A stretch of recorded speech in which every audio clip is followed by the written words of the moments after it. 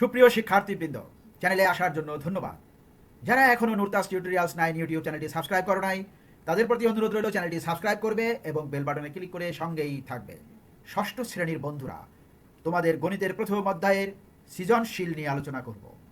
সমস্যাটি অত্যন্ত গুরুত্বপূর্ণ, মনোযোগের সাথে শুনবে এবং সাথে সাথে খাতায় করে ফেলবে। চলো তাহলে শুরু করি। সৃজনশীল।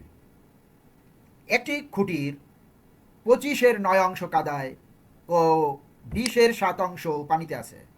পানির উপরে খুঁটিটির দৈর্ঘ্য 29 মিটার।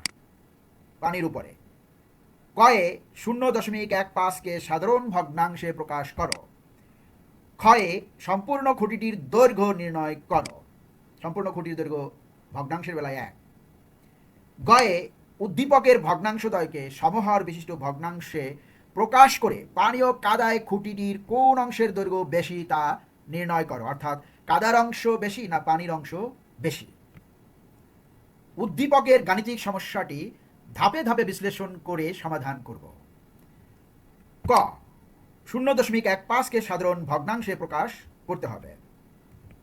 সমাধান। দশমিক ভগ্নাংশকে সাধারণ ভগ্নাংশে রূপান্তর করতে হলে দশমিক বিন্দুর জন্য নিচে 1, দশমিক বিন্দুর জন্য নিচে 1 এবং দশমিকের পরের প্রতিটি ঘরের জন্য একটি করে শূন্য নিতে হবে। অর্থাৎ দশমিকের জন্য 1 এবং ডানে দশমিকের ডান দিকে যতটা ঘর থাকবে ততটা শূন্য নিতে হবে হরে। তাহলে 0.15 সমান 15 নিতে হবে। দশমিকের পরে যে সংখ্যাটি থাকবে সেটি নিতে হবে এবং এই দশমিকের জন্য 1 আর 1 এবং 5-এর জন্য দুটি শূন্য, 100। এখানে 5 দিয়ে লব ও হরকে কাটাকাটি লঘিষ্ঠ করলে পাই 3 5-এ 15 আর 5 20-এ 100, 20-এর 3 উত্তর। সম্পূর্ণ খুঁটিটির দৈর্ঘ্য নির্ণয় করতে হবে ক্ষয়ে। সমাধান। দেওয়া আছে খুঁটিটির কাদায় আছে 25-এর 9 অংশ, খুঁটিটির পানিতে আছে 20-এর 7 অংশ। কাদা ও পানিতে মোট কত অংশ আছে তা বের করি। 25-এর 9 যোগ 20-এর 7। 25 আর 20-এর লসাগু হলো 100, 4 25 100, আবার 5 20-এ 100 সমান। তাহলে 100 লসাগু হলে 25 দিয়ে 100কে ভাগ করলে 4 25 100 হচ্ছে। 4 ভাগফল 4 দিয়ে 9কে গুণ করতে হবে, 4 নং 36 যোগ 20 দিয়ে লসাগু 100 অর্থাৎ হর 100কে ভাগ করলে হয় 5 20-এ 105, লবকে গুণ করি 7 গুণ 5 5 7 35, 36 যোগ 35 সমান 71/100 অংশ হচ্ছে কাদা ও পানিতে। 2 পানির উপরে কত অংশ আছে তা বের করি। তাহলে ধরি সম্পূর্ণ খুঁটিটি 1 বা 1 অংশ। সুতরাং পানির উপরে আছে 1 বিয়োগ 171, অর্থাৎ কাদা ও পানিতে যেটা আছে সেটা বাদ দিলেই পাওয়া যাবে পানির উপরের অংশ।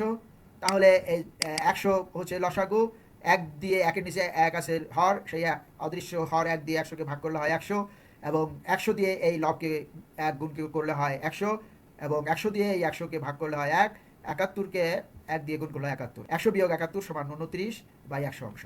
এটা হচ্ছে পানির উপরে। খুঁটির দৈর্ঘ্য নির্ণয়। প্রশ্ন মতে পানির উপরের এই 129 অংশের দৈর্ঘ্যই হলো 29 মিটার। ধরি সম্পূর্ণ খুঁটিটির দৈর্ঘ্য x মিটার, অতএব x গুণ 129 অর্থাৎ সমান 29 মিটার, বা x সমান 29 গুণ 100 অর্থাৎ এই 129 ডান পক্ষে নিলে উল্টে যায়, তাই 100 লব হয়ে গেল এবং এই 29 হর হয়ে গেল। তাহলে এই 29 আর এই 29 কাটা যায়, থাকে শুধু 100। সুতরাং x সমান 100, উত্তর সম্পূর্ণ খুঁটিটির দৈর্ঘ্য 100 মিটার। উদ্দীপকের ভগ্নাংশদ্বয়কে সমহর বিশিষ্ট ভগ্নাংশে প্রকাশ করে পানি ও কাদায় খুঁটির কোন অংশের দৈর্ঘ্য বেশি তা নির্ণয় করতে হবে। সমাধান। উদ্দীপকের ভগ্নাংশ দুটি হলো 25-এর 9 কাদায় এবং 20-এর 7 পানিতে। সমহর বিশিষ্ট ভগ্নাংশে প্রকাশ। হর 25 এবং 20-এর লসাগু 100। কাদার অংশের জন্য 25-এর 9 সমান 25 গুণ 4 সমান 100, তাহলে লবকেও 4 দিয়ে গুণ করতে হবে, 4 নং 36। পানির অংশের জন্য 20-এর 7, 20কে 5 দিয়ে গুণ করলে হয় 100, তাহলে লবকেও 7কে 5 দিয়ে গুণ 5 7 35। এখন এখানে দুটোই সমহর 100, লব হচ্ছে 36 এবং 35, 36 বড় 35 ছোট, তাহলে পানির অংশ কম এবং কাদার অংশ বেশি। তুলনা ও দৈর্ঘ্য নির্ণয়। এখানে 136 135 থেকে বড়, অর্থাৎ কাদায় খুঁটিটির দৈর্ঘ্য বেশি।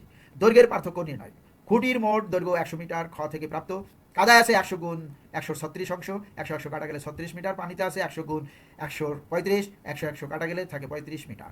যেহেতু 36 মিটার 35 মিটার থেকে বেশি, সেহেতু কাদায় থাকা অংশের দৈর্ঘ্য বেশি, পানিতে থাকা অংশের দৈর্ঘ্য কম। উত্তর কাদায় খুঁটিটির দৈর্ঘ্য বেশি এবং তা 36 মিটার। আপনার কি এই সমাধানের কোনো নির্দিষ্ট অংশ বুঝতে অসুবিধা হচ্ছে, নাকি অন্য কোনো অঙ্ক নিয়ে সাহায্য প্রয়োজন? কমেন্ট করে জানাবে। ধন্যবাদ যারা ভিডিওটি সম্পূর্ণ দেখলে। যারা নুরতাস টিউটোরিয়ালস 9 ইউটিউব চ্যানেলটি সাবস্ক্রাইব করেছো তাদের প্রতি রইল অনেক অনেক শুভেচ্ছা, এবং যারা করনি করে ফেলো। আজকের মতো বিদায়। আবারও দেখা হবে নতুন কোনো কন্টেন্ট নিয়ে। সে পর্যন্ত সবাই ভালো, সুস্থ এবং নিরাপদে থেকো।